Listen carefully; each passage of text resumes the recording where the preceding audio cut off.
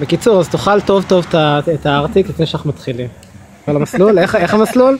איך המסלול הולך להיות? או דרך הדואר, כן. בית כנסת, פונה ימינה, כביש, ואז הדיילקט לשם. אוקיי. מה אתה הולך... איך אתה צועק? איך אתה הולך לצעוק? דניאל המלך. אבל איך? תתראה רגע דוגמה. דניאל המלך. אוקיי. לא, למה לזרוק כזה? כפכפים.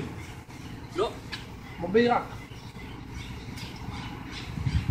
דניאל לבוא וזה עם הצוות שלו. רגע, חולצה איפה? למה אתה עם חולצה? לא, זה... לא, מה זה זה? זה אתה היית אמור להיות בלי החולצה. אמור להיות בחולצה. טוב, קדימה. טוב, אלעד, דברים ככה לפני שאנחנו מתחילים? משהו אתה רוצה להגיד?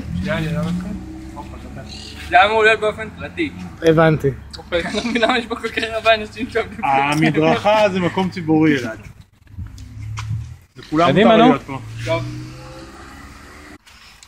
דניאל המלך! דניאל המלך! דניאל המלך!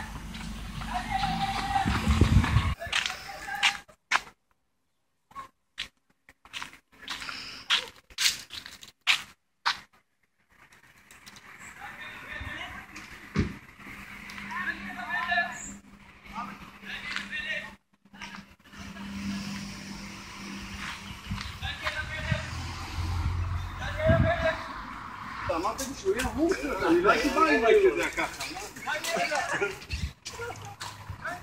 ואז אנחנו לוקחים לך זמן.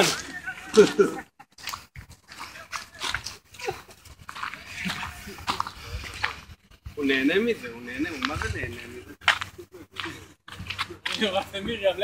למרים!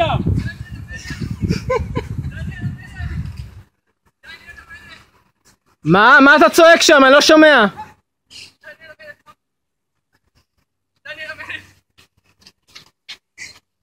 כל הכבוד, כל הכבוד, כל הכבוד.